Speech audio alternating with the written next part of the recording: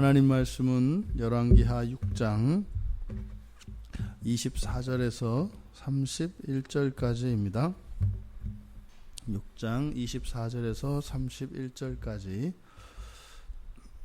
우리 같이 열왕기하 6장 24절에서 31절입니다. 같이 읽겠습니다.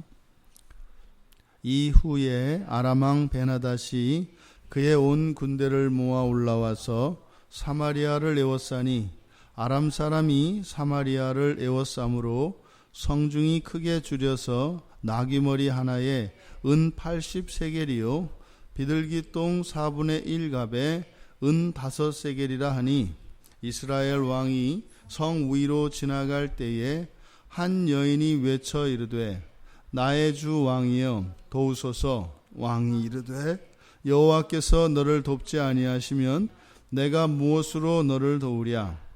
다장마당으로 말미암아 하겠느냐? 포도주 틀로 말미암아 하겠느냐 하니라. 또 이르되 무슨 일이냐 하니 여인이 대답하되 이 여인이 내게 이르기를 내 아들을 내놓아라. 우리가 오늘 먹고 내일은 내 아들을 먹자 하매 우리가 드디어 내 아들을 삶아 먹었더니 이튿날에 내가 그 여인에게 이르되 네 아들을 내놓아라. 우리가 먹으리라 하나 그가 그의 아들을 숨겼나이다 하는지라.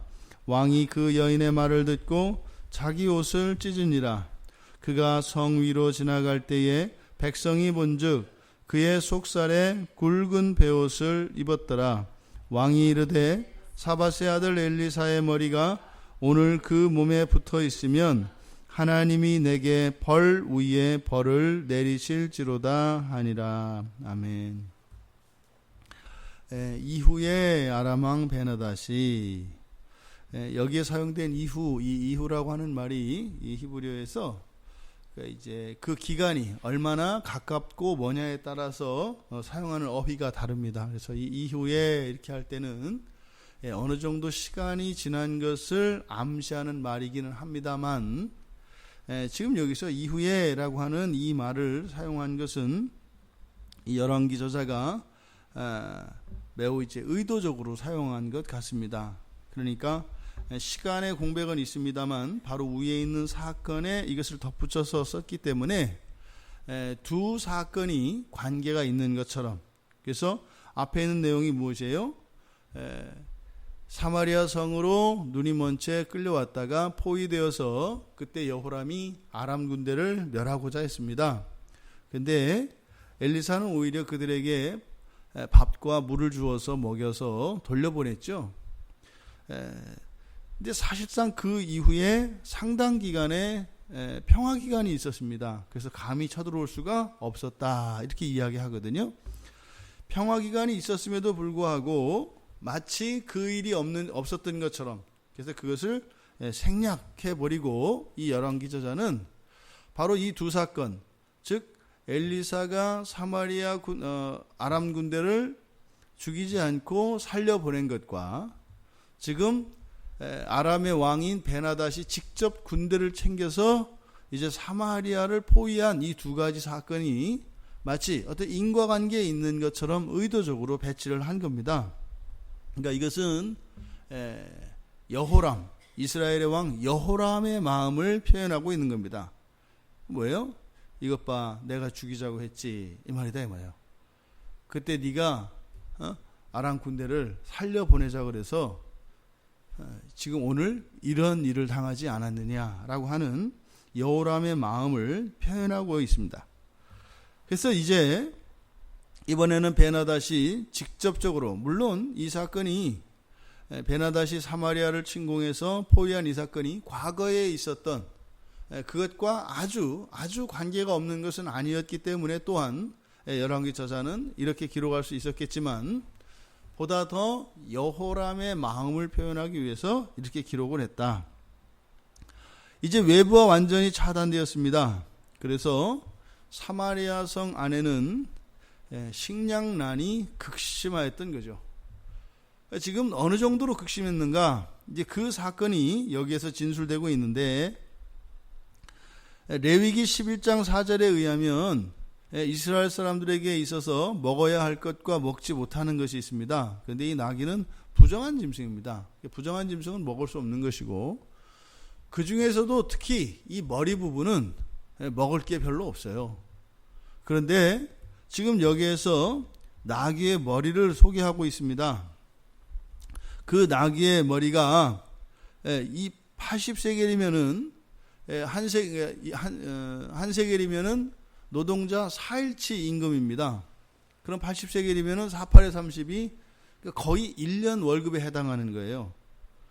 그러니까 제대로 먹을 만한 것이 아닌 나귀 머리 하나, 이게 거의 1년치 월급이다. 그리고 뒤이어서 여기서 이야기하는 비둘기똥, 이 비둘기똥이라고 하는 것은 진짜 비둘기똥을 말하는 게 아니라, 이게 이제 우리말로 하자면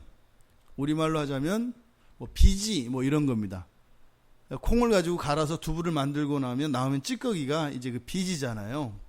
그러니까 이렇게 영양가가 없는 뭐 이런 것, 또 심지어는 다 여물지지 않은 콩, 그래서 아주 형편없는 먹을거리, 이런 것들을 비둘기똥 또는 뭐 참새의 똥, 이렇게 이야기를 합니다. 이렇게 아주 쓸모없는 이런 것들의 가격이 지금 이렇다. 그러니까 뭐요? 없는 겁니다. 먹을 것이 거의 없는 상태를 지금 없는 상태다라고 하는 것을 이야기합니다. 근데 그 정도가 아니라 여호람이 이제 성중을 순시하러 밖으로 나갔더니 거기에서 이제 끔찍한 이제 사건에 대해서 이야기하지 않습니까? 그런데 그 전에 바로 왕 여호람이 지나가는 것을 보고 26절에서 나의 주 왕이여 도와주십시오. 이것은 지금 민생구에 관한 먹고 사는 것에 대한 이야기입니다. 그랬더니 여호람이 뭐라고 해요? 여호와께서 너를 돕지 아니하시면 내가 무엇으로 너를 도우랴? 진리죠, 진리. 근데 여호람이 하였던 이 말은 왕으로서, 이스라엘의 왕으로서 이 극심한 식량난에 대해서 분명히 일말의 책임감을 느끼는 그러한 마음이었을 겁니다. 그런데 조금 지나고 나니까 또 다른 여인이 또 이야기를 도움을 청한 겁니다. 그래서 무슨 일이냐 이야기를 해봐라. 그랬더니 지금 재판을 청구하고 있는 거죠. 근데 재판을 청구하는 이 내용을 보니까 이거는 너무나 끔찍합니다. 뭐예요? 둘이 자기 애들을 하나씩 나눠 먹기로 했는데 오늘은 우리 애를 먹고 내일은 네 애를 먹자 그래서 아이를 잡아먹었다는 거예요. 이게 신명기 28장과 레위기 26장 29절에서 모세에 의해서 예언되었던 내용입니다. 너희들이 범죄하게 되면, 하나님을 떠나게 되면 이렇게 먹을 것이 없어서 내 아들과 딸들을 이렇게 삶아먹는 일이 있을 것이다. 그런 일이 일어날 것 같겠습니까? 아무리 그런다고 해서 어떻게 자식을 사람이 잡아먹는 이런 일이 일어나겠습니까? 그러니까 정말 굶주린다 하더라도 이렇게 자기 자식을 삶아먹는 이런 일은 이게 이렇게 인간으로서 할 수 있는 일이 아닙니다. 굶어 죽으면 죽는 거지 그런 일이 일어나겠습니까? 그러니까 그건 뭐예요? 하나님의 그 저주의 증거로 이야기를 한 겁니다. 그러니까 우리가 죄를 짓고 하나님을 떠나서 그때 하나님의 저주가 임하게 되면 뭐예요? 기본적으로 사람이기를 포기하는 일까지 일어나게 될 것이다. 그러니까 하나님의 은혜가 떠나게 되면 사람이 어떤 존재인가 하는 것을 너희들이 알게 될 것이다 라고 모세를 통해서 이미 예언되어 있었습니다. 그러니까 이거는요 아주 특별한 예언이기 때문에 뭐 이런 거는 기억에 잘 남습니다. 이미 알고 있는 거죠. 그러면 그런 상황이 딱 왔을 때 하면서 나의 죄, 우리 공동체의 죄를 깨닫고 돌이켜야 하는 거예요. 근데 여호람이 앞에서 뭐라고 그랬습니까? 27절에서 여호와께서 너를 돕지 아니하시면 내가 무엇으로 너를 도우랴? 이게 정답인 거죠. 이렇게 극심히 어려운 상황이면은 왕이 해야 될 일이 무엇일까요? 하나님께 무릎 꿇고 기도하는 겁니다. 어떻게 해요? 이 여인들이 여호람에게 내 주 왕이여 도우소서 하는 이것을 여호람이 여호와 하나님 앞에서 내 주 왕이시여 도우소서라고 하는 이 탄원이 있어야 되는 겁니다. 그러니까 지금 이 여인들의 이 탄원을 통해서 여호람이 살아계신 하나님, 만왕의 왕이신 여호와께 해야 되는 일들을 보여주고 있는 겁니다. 그러면 그것을 보고 자기에게 하는 그 여인들, 이 백성들의 그 태도를 보고 아하 하고 하나님께 가서 도움을 구해야 되는 거예요. 지금 백성들이 자기들의 아이를 잡아먹는 이런 끔찍한 상황이 일어나고 있습니다. 벗어나야 돼요. 이것을 옳고 그르고 원인을 따질 때가 아니라 벗어나야 합니다. 그럼 이런 어려운 상황이 내 앞에 닥쳤을 때 해야 될 일은 기도하는 겁니다. 도와달라고요. 하물며 이 악한 왕이었던 여호람마저도 이 여인들의 이런 비참한 삶을 통해서 고통을 느낍니다. 지금 뒤에 보면 분노를 일으키죠. 30절에서 자기 옷을 찢는 일이 나옵니다. 이 자기 옷을 찢는 것은 무엇입니까? 이거는 지금 자기 안에 있는 깊은 책임감을 통감하고 또 그것 정도가 아니라 그 백성들의 이런 비참한 삶을 통해서 지금 이 여호람은 기가 막힌 겁니다. 근데 문제는 이것이 분노로 나오는 겁니다. 분노로. 그게 왜요? 31절에서 나오는 거예요. 31절에 보니까 그 모든 책임을 지금 어떻게 돌리고 있어요? 엘리사에게 돌리고 있습니다. 이것을 벗어나려고 하는 것이 아니라 지금 이 상황, 이 악한 상황에 대한 책임을 엘리사에게 돌리고 있다 이 말입니다. 엘리사에게 돌리는 것은요, 여호와 하나님께 돌리는 거죠. 그 상황에서 벗어나기 위해서는 절대적으로 필요한 것은 여호와 하나님의 도움입니다.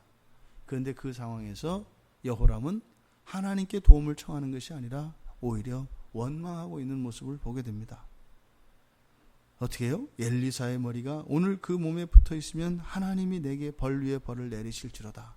지금 엘리사와 하나님을 분리시켜 놓고 마치 엘리사가 하나님의 심판의 대상인 것처럼 이야기합니다. 그런데 지금 엘리사에 대한 호칭이 끊임없이 뭐라고 나와요? 하나님의 사람, 하나님의 사람, 하나님의 사람 나와요. 자기 안에서 분별력을 잃어버린 겁니다.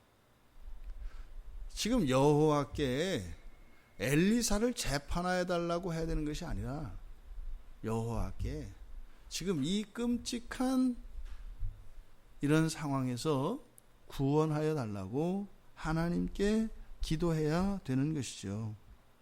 그러니까 앞에서 27절에서 이야기했던 이 말이나 또 30절에서 옷을 찢고 또 속살에 굵은 배를 입었더라. 이 굵은 배를 입는 것은 원래 회개를 의미합니다. 그런데 이 굵은 배옷을 속에 입었던 이것이 비춰지죠, 사람들에게. 그러니까 이것은 단지 여호람이 진정한 회개였다기보다는 맨 뒤에 31절에서 나온 이 내용을 보아서 단지 형식적으로 외식적으로 그러한 행동을 취한 것이었고 그의 마음속에 진정한 회개와 하나님의 도움을 구하는 탄원이 아니었다라고 하는 것을 보여주고 있는 것입니다. 엘리사, 네가 그때 아람 군대를 다 죽였더라면, 또 혹자는 지금 31절에서의 이 이야기는 바로 이런 상황에서 엘리사에게 도움을 청했고 사람을 보내서 도움을 청했고 그때 어쩌면 성을 버리고 달아나야 한다라고 하는 이야기를 했을 것이다. 그런데 엘리사는 성을 포기하면 안 된다. 여호와께서 성을 지켜주실 것이다 라고 하는 전가를 보냈을 것이고 그 말을 듣고 이 성내에 머무르다가 이런 끔찍한 상황에 직면하게 되었고 그래서 그것을 엘리사 탓으로 돌리고 있다라고 해석을 하는 학자들도 있습니다. 어찌하였든 우리들이 인생을 살면서 이렇게 성 안이 굶주릴 때처럼 우리의 삶 속에 이런 굶주림이라고 하는 경제적인 그리고 삶 속에 다른 종류의 이런 어려움이 올 때가 있습니다. 그러니까 우리의 힘으로 어찌할 수 없을 때, 그럴 때는요, 우리가 기도해야 될 때입니다. 기도해야 될 때입니다. 우리가 하나님의 사람들이기 때문에, 우리를 도우시는 하나님이 계시기 때문에, 선하시고 항상 나와 함께 하시는 하나님이 계시기 때문에 우리는 그런 상황에 기도해야 되는 것입니다. 그것을 가지고 하나님께 원망할 것이 아니라 원망하는 그 힘을 가지고 하나님 앞에 나와서 기도하고 나를 죄를 회개하고 돌이켜서 하나님의 은혜를 구해야 하는 것입니다. 우리의 삶 속에 이런 환난과 역경은 기회와 또한 시험으로 동시에 다가옵니다. 어려움 뒤에 우리에게 임할 그 결과가, 그것이 오히려 나에게 기회였다라고 고백할 수 있는 우리 모두가 되기를 바랍니다. 오늘 하루 또한 하나님의 은혜를 구하며 기도하며 나갑시다. 기도는 하나님의 백성들의 힘입니다. 기도는 하나님의 백성들의 능력이고 우리들이 할 수 있는 최대한의 것입니다. 우리가 힘들지 않을 때는 우리들이 움직여서 무엇을 할 수 있는 것처럼 생각할 수 있습니다. 하지만 어려울 때만큼은 우리의 힘으로가 아니라 하나님의 힘으로 그렇게 살아갈 수 있도록 해 주신 것이 바로 예수 그리스도이십니다. 이 세상은 우리들의 힘으로 할 수 있는 것이 아무것도 없기 때문입니다. 오늘 하루 기도의 능력을 맛보며 또 여호와 하나님의 도우심을 구하며 또 어려움 속에서 나를 더욱더 정결케 하기를 원하시고 나를 더욱 사랑하시는 그 하나님의 사랑을 고백하시고자 하시는 그 하나님의 사랑이 또 그 하나님을 향한 우리들의 간절한 마음이 오늘 하루의 삶 속에서 온전히 경험되어지는 그런 복된 날이 되기를 주님의 이름으로 축원합니다.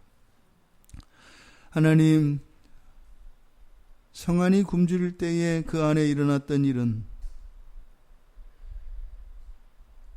너무나 끔찍한 그런 상황이어서 어쩌면 하나님께 기도할 수밖에 없는 상황이었습니다.